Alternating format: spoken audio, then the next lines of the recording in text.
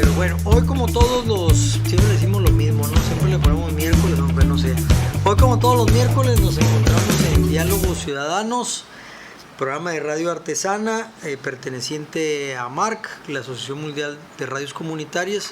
Los saluda su amigo Francisco Morales. El día de hoy pues tenemos a nuestro compañero Bonifacio y a dos invitados que le voy a pedir a Bonifacio que presente o que se presenten ustedes mismos si gustan. Pero el tema que vamos a hablar es sobre la elección de los puestos indígenas, de los puestos políticos indígenas, así entendí, ¿no? O corrígeme si estoy equivocado, las candidaturas indígenas, ¿no?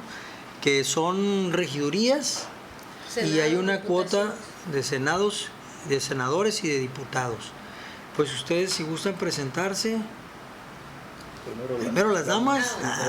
Bueno, mi nombre es Cruz Reyes Reyes y pues nosotros estamos estudiando nivel de posgrado en la Facultad de Derecho y Ciencias, en la Facultad de Derecho nada más. Antes era Ciencias Sociales. Es que donde yo estudié la licenciatura es... Sí, No, Mazatlán. en Oaxaca. En Oaxaca. En Los Mochis Derecho. Creo que sí es Derecho y Ciencias Sociales en la UAS, creo, ¿eh? Es que en algún momento sí aparecía aquí también, Facultad de Derecho y Ciencias Sociales. Sí, bueno, pero bueno. ¿Y el compañero? Buenas tardes, compañeros. Soy David Sánchez, compañeros del área de posgrado también de la Facultad de Derecho aquí de la Universidad Autónoma de Sinaloa. Y pues aquí estamos para bienvenidos. Hablar sobre las candidaturas indígenas. Bien. ¿Desde cuándo se da el espacio a los indígenas? ¿Fue antes o después del levantamiento armado del EZLN? Sí, digo yo porque no tengo noción pues de una cuota o de una posición para los indígenas específicamente pues reservada ni en el Congreso de la Unión ni en el Senado.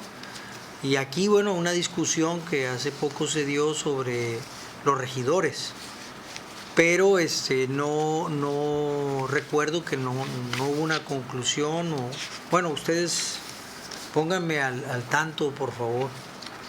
Más o menos como por el 2014, después del levantamiento, mucho después del levantamiento del EZLN, se da toda esa reforma. Después de la reforma del 2001 se viene toda una serie en materia legislativa para darle representación a las comunidades indígenas, a las personas más vulnerables. Más o menos por el 2014, no sé si ando bien, pero donde sí se sentó un precedente en detrimento de las candidaturas indígenas fue en Chiapas, donde se empezó a dar por primera vez la usurpación de candidaturas indígenas. Estaban usurpando las candidaturas que eran para personas indígenas. Yo tengo ese antecedente. No sé si me quiera complementar David o Bonifacio sobre el asunto de las candidaturas indígenas. Y ya ahorita más reciente está el asunto de la reforma última en materia electoral para la representatividad indígena ante los ayuntamientos, por lo menos aquí en el estado de Sinaloa. Pero a nivel nacional se da toda esa reforma para darle representatividad a los indígenas, obligando a los partidos políticos a que postulen candidaturas indígenas. Candidaturas indígenas o de las primeras naciones, que también así se le denomina, ¿no? Y bueno, la última dato que tengo es de Morena, la candidatura de Guasave, ¿no? Bueno, que fue diputada, fue presidenta municipal y que diputada por cuota indígena, ¿no? Y que todo el mundo dijo, bueno, también tenemos una candidata a la presidencia de la República, Xóchitl Gálvez, que se reivindica como indígena. Bueno, yo así lo tengo registrado en la memoria, ¿no? Hay una lucha incluso por el huipil, ¿no?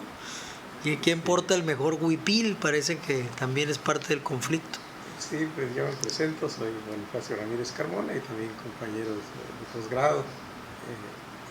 Y bueno, dentro de nuestro tema de tesis está el derecho indígena y creo que es parte de nuestra temática. Y creo que yo lo que diría es que, de entrada, esa propuesta de integrar a los pueblos indígenas al sistema de los partidos políticos para lograr su representación, ya sea a nivel de regidores, de presidentes municipales o de diputados, senadores, es ajeno a la cultura de los pueblos indígenas. Los pueblos indígenas históricamente no existieron los partidos políticos, es una invención impuesta. El método de elección de sus representantes es el método de usos y costumbres en asamblea comunitaria a mano levantada. Esa es parte de la cosmovisión de cómo practican, de cómo ven la democracia los pueblos indígenas. No hay de otra. De ahí que el Estado, a través de sus órganos electorales, trata como de darle un cauce, o sea, a estos pueblos indígenas que se han regido por un sistema de libre determinación y autonomía, tratan de encauzarlos, de meterlos como un redil a los partidos políticos. Pero a pesar de que ellos construyen su propia legalidad, no la respetan. Pero y hoy hay una gran inconformidad. Pero que no estamos en la lógica de lo decolonial, que no es el discurso oficial lo decolonial y por tanto la imposición colonialista pues debería estar bajo, o más bien los valores de la identidad local deberían ser recuperados y por tanto pues en las comunidades indígenas la elección debería abocarse a su trayecto histórico, ¿no? Si ahí son por usos y costumbres, pues el instituto simplemente tendría que avalar esa elección y se acabó, ¿no? ¿Cuál sería el problema? Porque así fuese. Lo que pasa es que pues los partidos políticos son los que menos han querido respetar esta cuestión. Por ejemplo, en cuanto a Morena, para elegir a un candidato indígena, primero tuvieron que recurrir a la tómbola. Entonces es una situación muy ajena a cómo los pueblos indígenas eligen a sus autoridades. Y así como usted dice, lo ideal sería que se retomaran esos usos y costumbres y fuera de esa manera como que se eligiera a los candidatos, pero en este caso no. Y volviendo un poco a la pregunta que nos hizo hace rato, esta cuestión empieza a retomar mayor importancia después del levantamiento armado en Chiapas, que fue en 1995. Tuvieron que pasar 5 o 6 años para que se reformara el artículo 2º constitucional y ya se reconocieran todos los derechos que tienen los pueblos indígenas en el artículo 2º constitucional, que fue en el 2001. Del 96 al 2001 pasaron varios años. No, los diálogos de Acteal pues ya habían pasado desde hace rato, ¿no? Y la travesura de Camacho Solís, pues también, ¿no? ¿Verdad? Entonces ha sido la verdad un peregrinar con muchos obstáculos para que de manera forzada, porque el Estado se ha visto obligado de manera forzada a reconocer esos derechos. También a través de organismos internacionales, en la ONU, por ejemplo, tenemos ahí un documento que se llama Declaración de las Naciones Unidas sobre los Derechos de los Pueblos Indígenas. Y es precisamente desde este documento internacional donde se obliga a los Estados miembros para que legislen al respecto. Y es también lo que ha obligado al Estado mexicano. Pero lo ha obligado, pero ellos han impuesto otro modelo, un modelo pues liberal, ¿no? Se podría decir, incluso impuesto a todos, desde un marco político más amplio. Pensando sobre todo la idea del sistema político en términos de 3 aspectos o 3 grandes sistemas políticos, ¿no? Las monarquías, las repúblicas y las federaciones. Nosotros aquí tenemos un voto que es un voto directo, por ser una república, y bueno, no tenemos un régimen parlamentario, tenemos un régimen presidencial y votamos de manera directa.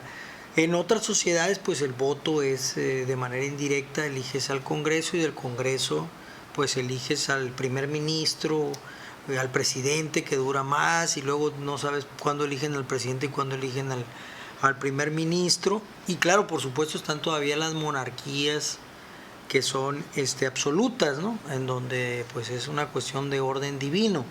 A veces no logramos entender esto y pensamos que el tratamiento hacia las comunidades indígenas en todas partes, refiriéndome a federaciones, a monarquías y repúblicas, es lo mismo. Por ejemplo, Estados Unidos, las reservas, ¿no?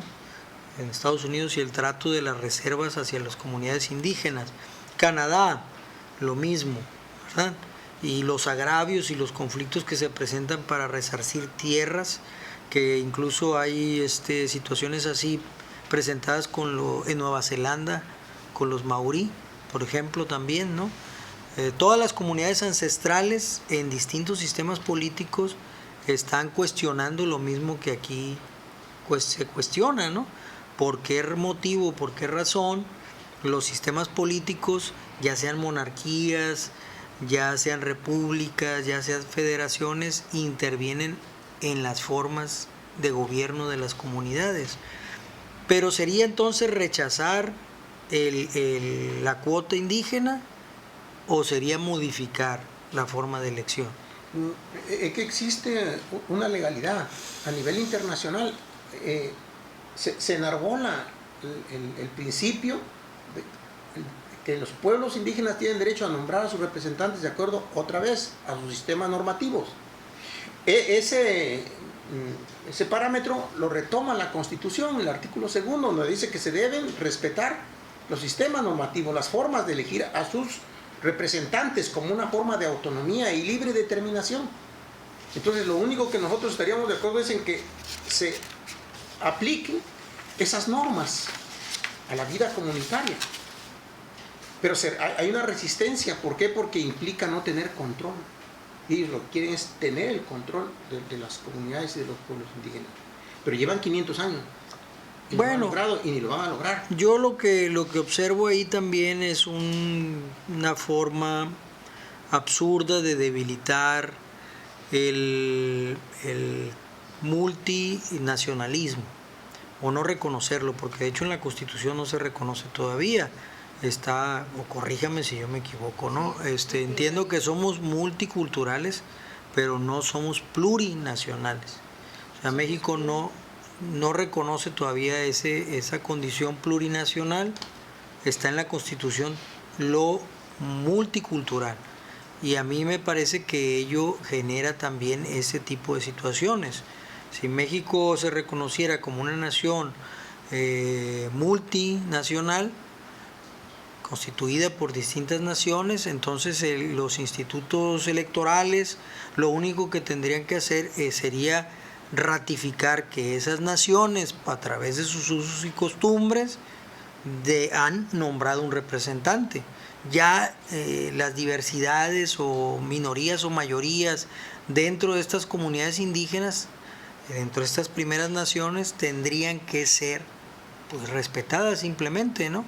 Si no tenemos el caso de que hay varios, ¿cómo se le dice? Entre los yaquis, los seris, los que tienen los bastones de mando, ¿no? De repente aparecen 5 o 6, ¿no? Y dices tú, bueno, este conflicto de dónde se presentó, ¿no? ¿Quién los nombró? Porque el Instituto Nacional Indígena ¿cómo se llama el instituto? El Instituto Nacional de Pueblos Indígenas, de repente interviene también en el nombramiento de estos representantes. Me ha tocado, hemos platicado en otras ocasiones, de cómo a través del instituto se ha intervenido en la toma de decisiones de las comunidades, lo que ahora pues pasa por encima los órganos electorales, porque además vote el que vote, o sea, no hay un 50% más uno de la votación para aceptarla o anularla. Pues si votan 3 o 4 reconocidos como indígenas, pues la votación es válida, ¿no? Aunque el resto de la comunidad diga, él no nos representa. Y eso también es lo que está causando un problema. ¿Cuántos representantes indígenas, a cuántos representantes indígenas tienen derecho las comunidades? Según la última reforma son 34 fórmulas para diputaciones y 5 para senadores. Entonces, ahora después de la paridad de género, también se ha dado avances en el tema indígena. Por eso precisamente estas reformas a nivel nacional, con el fin de otorgarles representatividad. Desafortunadamente quienes hacen las leyes, pues a veces, en ocasiones y en muchas de las ocasiones, estas leyes se hacen a modo y no precisamente bajo el sentir de las personas, en este caso de las personas indígenas. Tan es así que en la última reforma que se llevó a cabo en el Congreso del Estado de Sinaloa, pues no se respetó lo que la mayoría de las personas indígenas, de las comunidades indígenas, señalaban. ¿Cómo debía ser su representativa? Déjenos que nosotros, conforme a la autonomía y al derecho consuetudinario de los usos y costumbres, elijamos la forma en la que nos van a representar. No queremos injerencia de partidos políticos. Porque ¿qué es lo que está pasando ahorita con esta reforma? Que son los partidos políticos los que están decidiendo, fulanito, tú vas a ir por la candidatura indígena, aunque fulanito no sea indígena.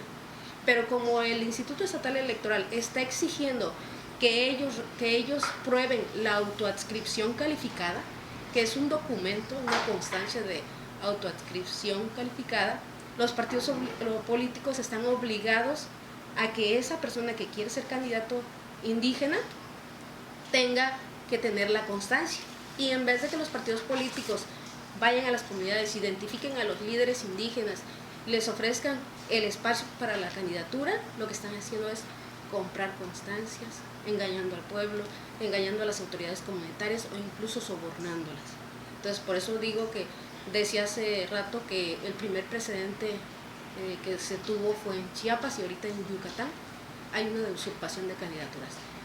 Personas que son de origen libanés, empresarios que se están candidateando por las candidaturas indígenas con tal de lograr un espacio, y están dejando de fuera a las personas indígenas que hablan una lengua, que viven en una comunidad, que han ejercido representaciones comunales, que han trabajado en beneficio de su comunidad. No pueden aspirar a una candidatura indígena porque tal partido político se la dio a otra persona. Es el caso de las mujeres indígenas.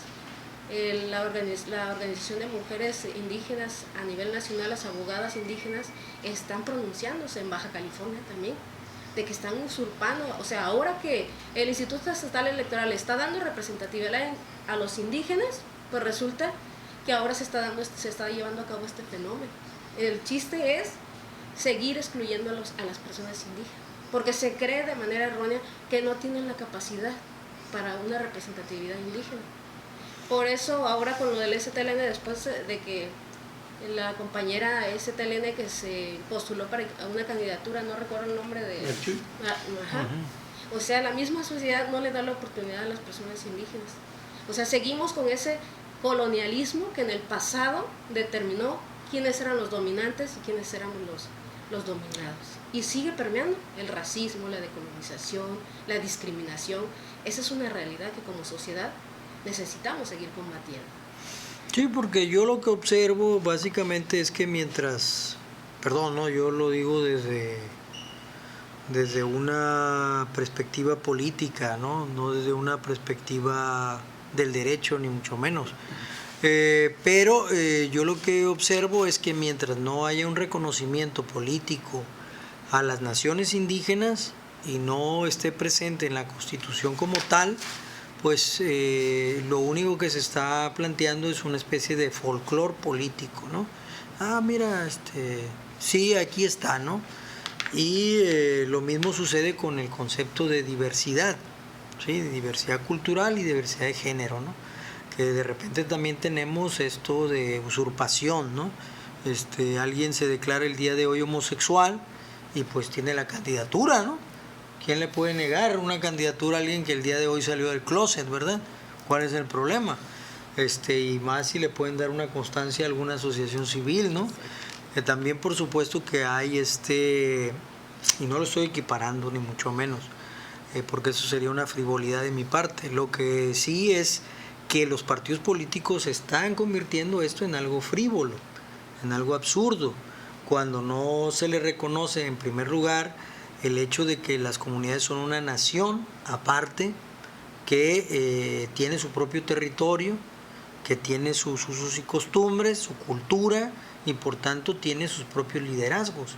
Son en sí mismo una nación que tiene distintas representaciones al interior, pero que requieren de un debate interno y sobre todo de un respeto para que ese debate se dé.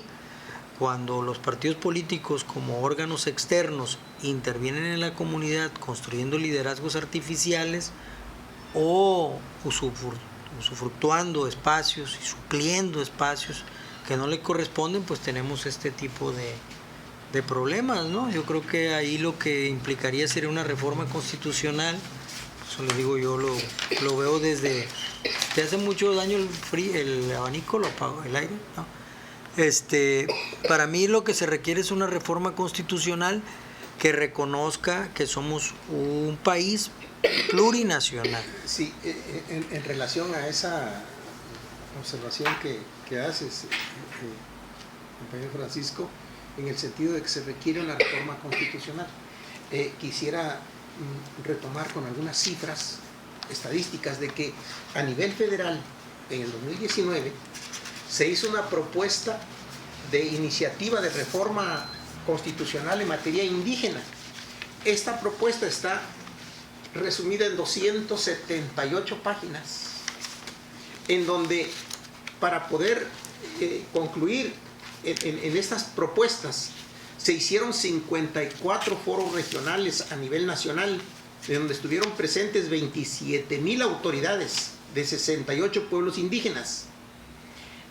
Andrés Manuel López Obrador en el 2019 y 2020 hizo un recorrido por pueblos indígenas en sus diálogos con los pueblos indígenas, en donde participó en 42 eventos en 19 entidades federativas, en donde estuvieron presentes 3,494 autoridades indígenas migrantes de 41 pueblos indígenas.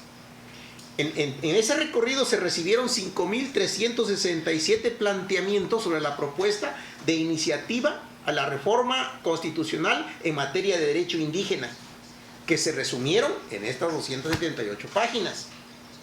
¿Y qué fue lo que sucedió? Cuando se hace se presenta la iniciativa de reforma constitucional en materia indígena, únicamente aprobaron 4 renglones en donde se reconoce la cultura del pueblo afromexicano. Y eso fue todo. O sea, todo esto quedó solamente en palabras. Si esto hace el gobierno federal, da cobertura para que las entidades federativas como Sinaloa también no les preocupa legislar en materia indígena. Y de ahí que los pueblos y las comunidades indígenas en Sinaloa se encuentran en una marginación y un abandono prácticamente absoluto, porque no hay políticas públicas. El programa pasado que hablamos sobre lenguas indígenas y que estuviste aquí, Bonifacio, platicamos el ejemplo de otras naciones, una que reconocen el hecho de que no es solo la cultura, sino que hay factores de orden económico que son necesarios establecer y reconocer, porque lejos de ayudarte a desarrollarte como nación, la condición plurinacional, al no ser reconocida como tal, se convierte también en un mecanismo de control y de atraso para la propia nación, en donde se encuentran negadas estas naciones indígenas. El hecho de que no se tenga este reconocimiento, todo este esfuerzo que se hizo, pues en realidad nosotros lo estamos pagando. ¿En qué sentido lo digo? En el sentido de que muchos de los aspectos económicos que permitirían un desarrollo desigual y combinado de las fuerzas productivas en el país, bajo esta ley del desarrollo desigual y combinado, en realidad no se están llevando a cabo. Una, pues no se tiene el control total del territorio. 2, no se atiende a las comunidades con las capacidades que pudieran tener. Pero lo mismo que le sucede a los indígenas, les sucede a las sindicaturas. Son los espacios con mayor superficie territorial y son los espacios menos administrados por el Estado Nacional. Así, las comunidades indígenas abarcan grandes territorios dentro de esta lógica de las sindicaturas, dentro de la lógica de los municipios, pero se encuentran en el abandono. No tienen incluso la capacidad del poder, simplemente en la cuestión de impuestos. El Estado mexicano puede no abarcar todo el territorio nacional, pero si se le da una mayor responsabilidad y autonomía a los pueblos indígenas, a las primeras naciones, para ser responsables de su propio desarrollo y para generar un reconocimiento mutuo entre México y estas naciones, pues estaríamos hablando ahí de 68 naciones que constituyen, junto con la nuestra, gran abanico, ¿no? México, pues una fuerza social y política más amplia. O sea, es una negación al potencial social de desarrollo. Y bueno, pues es parte de la miopía del capitalismo, ¿no? O sea, es parte de la miopía del capitalismo, así lo veo yo, ¿no? Que no reconoce estas desigualdades como un factor de desarrollo, la ve siempre como un factor de atraso, y pues es propio de quien no reconoce el potencial que tienen las primeras naciones, los pueblos, las comunidades, ¿no? Es que la situación está en que todo se ve desde la perspectiva europea, y precisamente se limita a impulsar el desarrollo integral de los pueblos indígenas, porque ese es el detalle. Como usted dice, todo se ve con atraso. Es que las prácticas, los usos y costumbres, no solamente en el aspecto político, sino en el aspecto cultural, en el aspecto de salubridad, porque los pueblos indígenas tienen una gama muy amplia, no solamente en una cuestión. Entonces se limita el desarrollo precisamente pensando eso, que sigue siendo un atraso. Y sin embargo los pueblos indígenas tienen mucho que aportar a la sociedad. Y volviendo un poco a la cuestión electoral, sí quisiera comentar que en el año 2018 se implementó por primera vez los criterios de autoadscripción, se llama, pero eran muy laxas. Y precisamente la autoridad electoral se dio cuenta de que muchos partidos políticos empezaron a suplantar a los candidatos indígenas, y es por eso que en el año 2021 se hace una modificación a esos criterios. Por ejemplo, en el 2018 eran 3 los aspectos importantes. 1, haber prestado algún servicio. Tú, si quieres ser candidato indígena, acredítame que prestaste un servicio en la comunidad. 2, que has participado en reuniones y en diversas actividades para impulsar el desarrollo de tu pueblo. 3, que eres representante o eres autoridad o perteneces a alguna asociación civil que tenga que ver con un pueblo indígena. Entonces eran requisitos que el que no es indígena lo podía reunir. Y ya en el proceso electoral 2020-2021, ya la autoridad electoral agrega un requisito más, que es ser originario o descendiente de la comunidad y contar con elementos que acrediten su participación y compromiso comunitario. Entonces es el libanés que está haciendo él. Exactamente. Entonces, anteriormente... ¿Será Slim?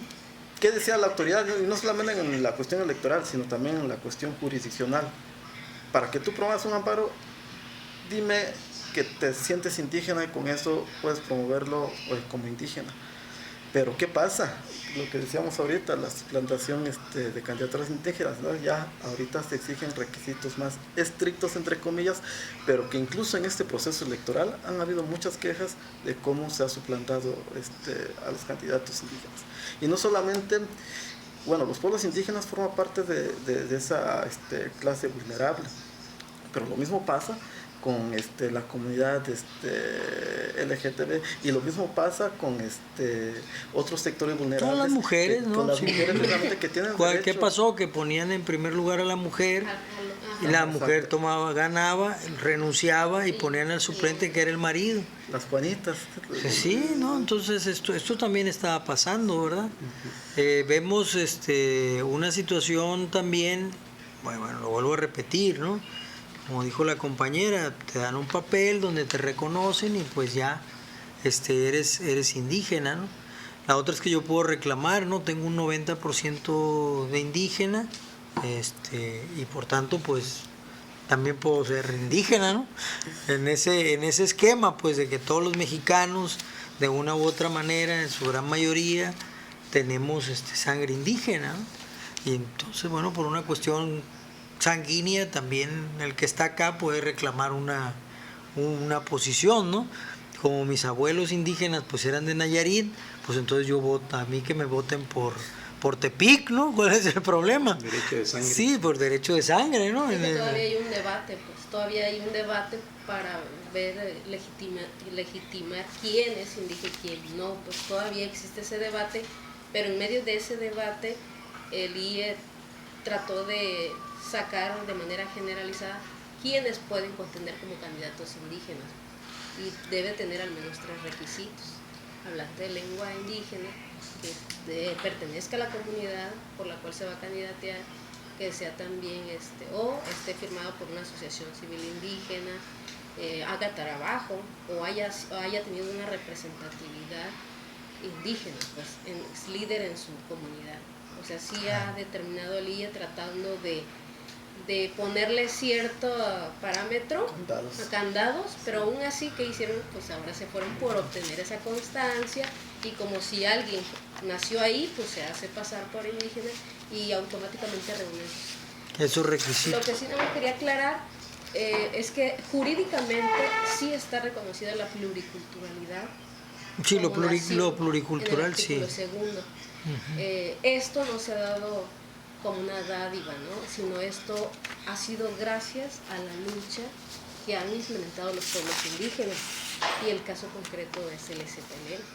Después de esa lucha armada se dieron los cambios a nivel constitucional, ¿verdad?, donde se reconoce a México una nación pluricultural sustentada principalmente en sus pueblos originarios, pero que esto se vea materializado todavía dista de mucho serlo. Y de ahí donde las personas indígenas, los pueblos y las comunidades indígenas están en esa pelea, en esa lucha, porque se les respete lo que dice la Constitución Política de los Estados Unidos Mexicanos. Por ejemplo, esa lucha y esa resistencia ha sido también a nivel global, no solamente a nivel nacional. Y hablaba hace rato de la Declaración de las Naciones Unidas sobre los Derechos de los Pueblos Indígenas. Para que se redactara este documento tuvieron que pasar más de 20 años en un debate intenso entre los Estados miembros de la Organización de las Naciones Unidas. ¿Y cuáles eran, qué justificaban los Estados para resistirse a signar este documento? Bueno, es que si le reconocemos a los pueblos indígenas su autonomía, corremos el riesgo de que empiecen a independizarse y exista una fractura interna en los países. Y 2, si le reconocemos a los pueblos indígenas sus usos y costumbres, bueno, es que dentro de los usos y costumbres de los pueblos indígenas hay muchas violaciones a los derechos humanos y sobre todo de las mujeres. Eran 2 de los argumentos más importantes que se esgrimieron para resistir a que finalmente se promulgara este documento. Pero bueno, pasaron 20 años y se logró. Pero sí es increíble cómo existen esas resistencias, ¿no? Y actualmente lo sigue habiendo. A pesar de que existen estos documentos, en la práctica y se reconoció la autonomía, pero bajo esos candados, pues argumentando la violación de los derechos de las mujeres. O sea, que no se violenten los derechos de las mujeres indígenas. Ese fue el candado. Bueno, eso es un avance que se plantea, y nuevamente a la luz de la propia ignorancia, ¿verdad? Pero en el marco de esta idea del buen salvaje, ¿no? O sea, vamos a reconocerlo, pero que sea un buen salvaje, ¿no? Cuando sabemos perfectamente bien que el primer salvajismo, pues, es destruir a una nación, destruir a las naciones, ¿no? El primer salvajismo, pues, es la colonia, es la conquista, es la desaparición de las formas de organización de los pueblos, y lo que ha impedido que ellos recuperen su propia historia, sean artífices de su propio destino. Siempre en el marco de un no reconocimiento, una desaparición de la lengua, una pérdida de cultura, un convertir a sus tecnologías en folclore, ¿no? Decir, bueno, eso es folclore, ¿no? Básicamente no darle visibilidad si utilizamos ese concepto, ¿no? Porque de repente utilizamos conceptos que se ponen de moda, ¿verdad? Pero que, como esto de lo de colonial, ¿no? Se pone de moda en el discurso cuando lo que es el colonialismo puro y duro, el colonialismo interno, ¿no?, del que hablaba Pablo González Casanova. Este colonialismo, esta negación, pedirle a los españoles que pidan perdón, ¿no?, pero nosotros no pedirle perdón a los indígenas, ¿no? Entonces, a ver, como que vamos pidiendo perdón todos a todos y resolviendo la situación en concreto. Por ejemplo, ¿por qué no manejar el INEGI? ¿Por qué no acercarse con las comunidades indígenas y hacer el censo indígena desde las comunidades, bajo control de las propias comunidades de ese censo? Así la discusión estaría zanjada, ¿no? ¿Quién es indígena? El que esté registrado en el censo indígena por su comunidad y se acabó, ¿no? ¿Cuál es el problema? Pero como la comunidad indígena no tiene ese sistema, no tiene control sobre las actas de nacimiento, no son una nación. Si fuesen una nación, tuviesen control sobre la cuestión de las actas de nacimiento, los registros, un sistema de juzgados propio, ¿sí?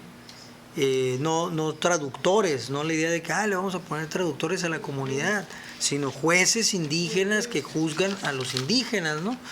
Y esto bajo un principio básico, ¿no? Pues otomíes, los suyos, ¿no? Censales, otziles, tojolabales, mayos, sus propios jueces, ¿no?, reconocidos por el sistema de jurisprudencia, ¿no?, el sistema judicial, en el marco de las condiciones de nación. Y así pues no habría esta discusión de quién es o quién no. El día que la comunidad diga, bueno, él por aportaciones, por apoyos a las comunidades, lo vamos a adoptar, ¿no?, como un indígena, aunque sea blanco, ¿no?, ojos azules, bueno, pues ya se acabó, ¿no? Pero no tenemos eso, pues no hay. Y es que en cuanto a la impartición de justicia, la verdad sería una gran ventaja, o sería positivo para el Estado que lo reconociera. Yo lo digo por experiencia, yo vivo en un pueblo indígena donde todos los delitos que se cometen ahí se resuelve al interior de la comunidad. Entonces esto hasta le ahorra trabajo al Estado de poner un juzgado en el pueblo, o de proporcionar defensores públicos para que asesoren, sino que las cuestiones se resuelven en el pueblo. Es una carga menos para el Estado y además todos salen contentos. Y además lo sumario que se resuelven estos asuntos, porque alguien cometió un delito y en una semana, si mucho, o en 2 o 3 días, asunto solucionado. ¿Qué pasa en el Estado? Se comete un delito o alguien inicia alguna acción judicial, tienen que pasar meses, incluso años, para que se resuelva un litigio. Una prueba de que es una realidad que los pueblos indígenas se autogobiernan por sí mismos. Es que en Oaxaca, de los 570 municipios, 417 se rigen por sus sistemas normativos, por sus usos y costumbres. Entonces, ahora, ese es un ejemplo. El otro, el más reciente, en el 2012, en Cherán, Michoacán. Claro. En donde en donde Cherán era gobernado por el sistema de partidos políticos, pero ante el saqueo de sus bosques, el pueblo se rebela y desconocen a sus autoridades, desconocen a los partidos políticos, y la misma comunidad se empieza a gobernar de acuerdo a sus usos y costumbres, y de los 4 barrios nombran a 3 representantes de cada barrio y tienen integrado su Consejo Mayor de Gobierno Comunal con 12 ciudadanos elegidos democráticamente por la comunidad.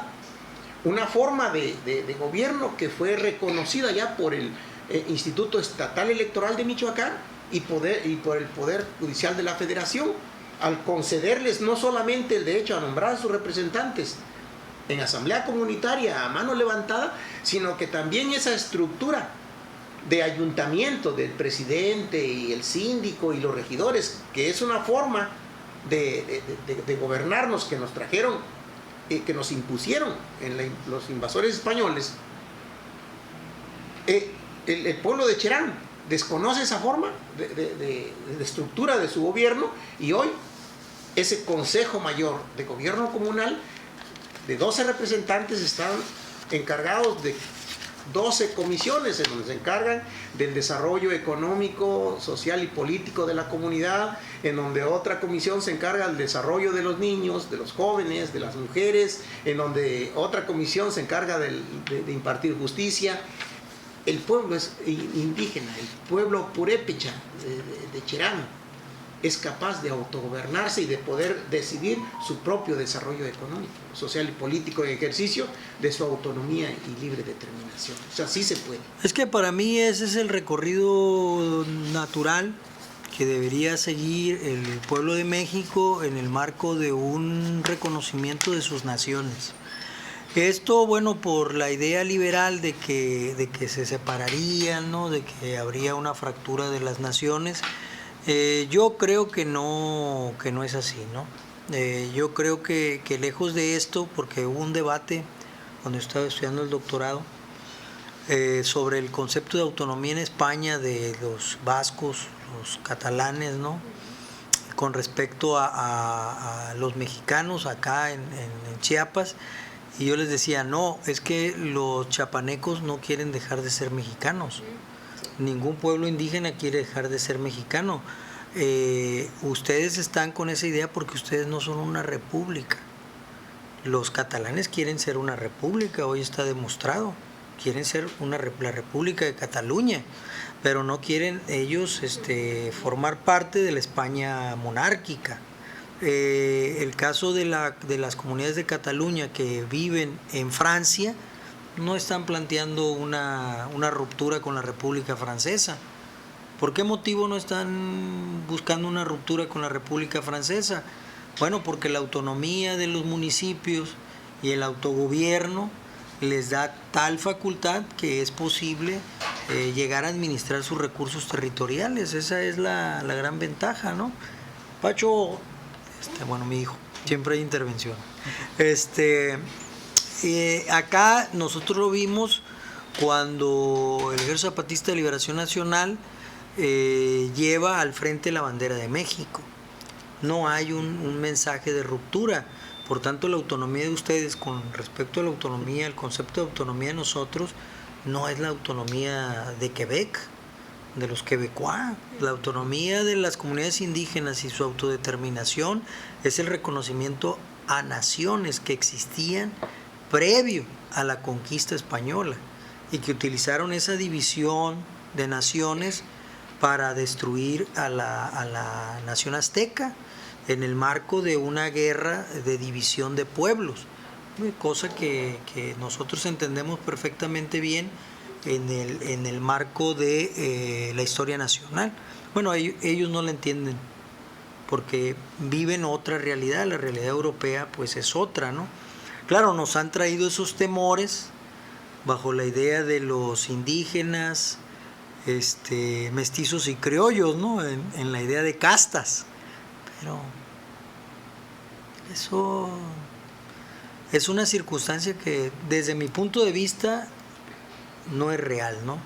No es real. Por eso es que yo insisto en que el reconocimiento de lo plurinacional se lleve hasta ese nivel de administración de sus propios recursos, tener su propia institución que cuente a la población, tener sus propias autoridades judiciales, tener su propio sistema educativo, y en donde se pondere también el reconocimiento de esta lengua, sus lenguas como una lengua nacional. Eso no tiene mayor problema que los prejuicios que nos han metido aquí, ¿no? No quiero hablar de los curas, ¿no? Porque ahorita están muy quemados, pero bueno, ya sabemos lo que implica el prejuicio, ¿no? Señalar a otro de algo que pues tú mismo no estás dispuesto a llevar a cabo, ¿no? O sea, tolerar a los demás. Y es que este fenómeno de la autonomía, bueno, que es un derecho, a nivel internacional los pueblos están dando una batalla por el reconocimiento pleno a ese derecho. Un caso concreto de lo que ahorita está pasando y es una situación preocupante, lo sucedido en Palestina. Claro. Los palestinos también están en una lucha por el derecho a su autonomía. Y su reconocimiento como nación y como Estado, ¿no? Así es, entonces precisamente por eso se está dando esta guerra, y en la que desde mi punto de vista personal, pues nuestro apoyo debe ser hacia los pueblos palestinos, que en este momento pues se está convirtiendo en un genocidio, el genocidio de Israel, y que en varios estados, bueno, por lo menos aquí en México ya está habiendo brotes de denuncia en las universidades por esta situación que está masacrando a los pueblos palestinos, donde ha muerto mucha gente, muchos niños, mujeres, y que en los países europeos, en Estados Unidos, principalmente en América, las facultades, las universidades de Harvard reconocidas, pues los estudiantes están exigiendo un rompimiento de relaciones de las universidades con el Estado de Israel. Entonces, es que siempre que existe la opresión a partir de negar al otro, pues lo que tenemos es odio.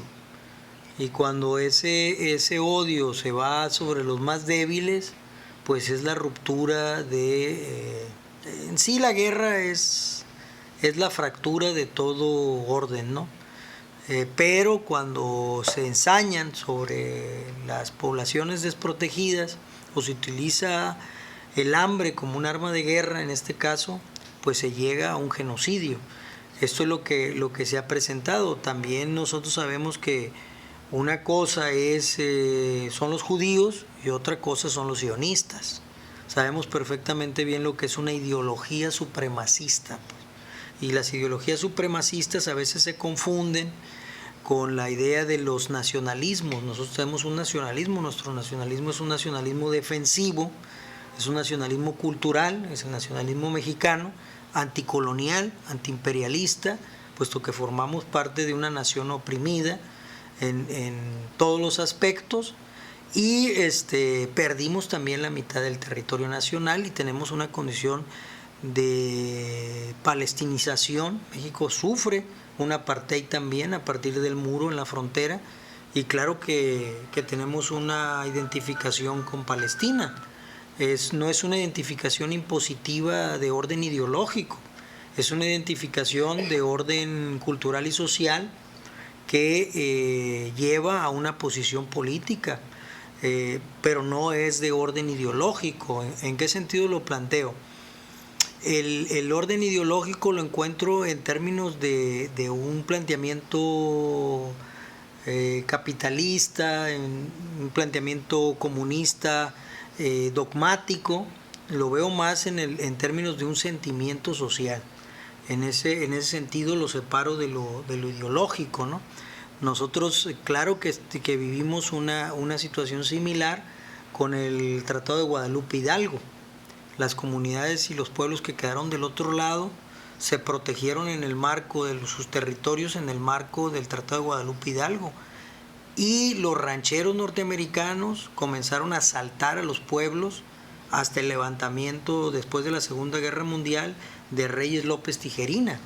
Reyes López Tijerina en Nuevo México encabezó junto con César Chávez, ¿no? Pero sobre todo Reyes López Tijerina encabezó un movimiento de defensa de las tierras de los mexicanos, de los ranchos de los mexicanos en Nuevo México, que después se tradujo en California, en Arizona, y para la defensa de la lengua también, del castellano, ¿no? Del español mexicano, porque también a nosotros nos hicieron la misma estrategia, ¿no? Vamos a reconocer las tierras de los mexicanos del otro lado y los vamos a integrar, ¿no? Y entonces el Tratado de Guadalupe Hidalgo reconocía la integración. En el caso de Palestina, qué bueno que se toma ese tema, no se reconoce la integración, no se reconoce la ciudadanía como israelitas a los palestinos, sino se aplica el apartheid como en Sudáfrica. Y ahora es imposible la integración por el nivel de los agravios. Lo que hay es el reconocimiento, el último acuerdo de las Naciones Unidas, de dos naciones, ¿no? Y en el caso de México, para mí, el nivel de agravios del colonialismo hacia las comunidades indígenas y del liberalismo también en el periodo de Juárez, en muchos aspectos por la idea esta de las tierras ociosas, que bueno, claro, las iglesias tenían la mayoría de las tierras, pero de paso se llevaron a las comunidades también, ¿no? Como el concepto de expropiación ahora, ¿no? Que lo están aplicando, se está aplicando el concepto de expropiación para darle las tierras de los indígenas a las mineras. Se les dio a las mineras la tierra. Pero bueno, este tema es muy amplio, el tiempo siempre va en nuestra contra y tratamos de hacer un programa concreto, ¿verdad? A mí me gustaría que nos pudieran dar una opinión final sobre en el entendido que no va a ser la única ocasión que vamos a estar acá, ¿no? Hay muchos indígenas de sangre azul ahorita compitiendo, ¿verdad? Ya te me dijiste que libaneses también, seguramente son indígenas en el Líbano, ¿no? Sí. En relación con esta pues, expresión de usurpación de candidaturas indígenas, haciendo una especie de paneo. Por ejemplo, en los últimos días se sabe que en Tuxtepec la candidata a diputada Miriam de Los Ángeles Vázquez Ruiz falsificó su constancia de residencia y fue registrada. En Guanajuato, por ejemplo, el representante indígena Mauricio Mata Jona protestó porque la expresidenta municipal panista de Guanajuato, Bárbara Botello, también se registró como candidata a diputada plurinominal. En Sinaloa, donde no se cantan también tan mal las rancheras, 2 candidatos a diputados del Movimiento Ciudadano que no tienen vínculo con la comunidad Yoreme, fue reafirmado su registro por el Tribunal Electoral del Estado de Sinaloa. Se confirmó su registro. En Tijuana, el Observatorio Autónomo de Participación Política de los Pueblos Indígenas y Afromexicanos dijo que 32 candidatos autoadscritos como indígenas no pertenecen a las comunidades de los pueblos indígenas, sin embargo fueron registrados. Y por último, en Sonora, el representante indígena Jorge Jacob del pueblo Yoreme Mayo se inconforma con el Instituto Estatal Electoral de Sonora por no darle cabida en el registro al verdadero representantes indígenas, haciendo caso a las propuestas de los partidos políticos. Como conclusión, creo que todo esto no es casual.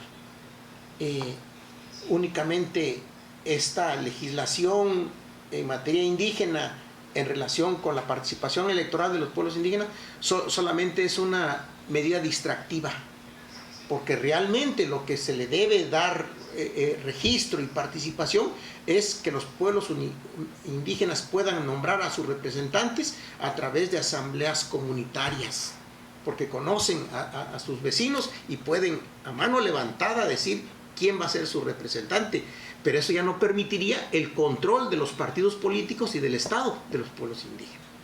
Hasta ahí sería mi participación. Compañera. Pues decir que si bien la participación política de las mujeres indígenas ha ido avanzando, desafortunadamente se enfrenta nuevamente con otro obstáculo en cuanto al desarrollo de su participación política debido a este fenómeno. Sin embargo, considero que lejos de desanimarnos, tenemos que seguir dando la lucha política por el reconocimiento a los derechos de los pueblos y las comunidades indígenas. Entonces, creo yo que este fenómeno se traduce en una violencia política hacia los pueblos y comunidades indígenas, y en el caso de las mujeres, una violencia política de género, lo cual es muy lamentable, porque estamos hablando que se supone el partido en el poder es distinto al que nos había gobernado por décadas. Entonces se está repitiendo la misma historia. Creo que se ha cambiado únicamente de color, pero sigue presentándose ese tipo de fenómenos que denigran la integridad de las personas que dirigen estos partidos políticos. Creo que hay un compromiso todavía hacia los pueblos y las comunidades indígenas, todavía se le debe bastante por todo el rezago histórico, todo el proceso que ha venido cargando los pueblos y las comunidades indígenas, y desafortunadamente este proceso electoral tampoco le da ese reconocimiento a las personas indígenas.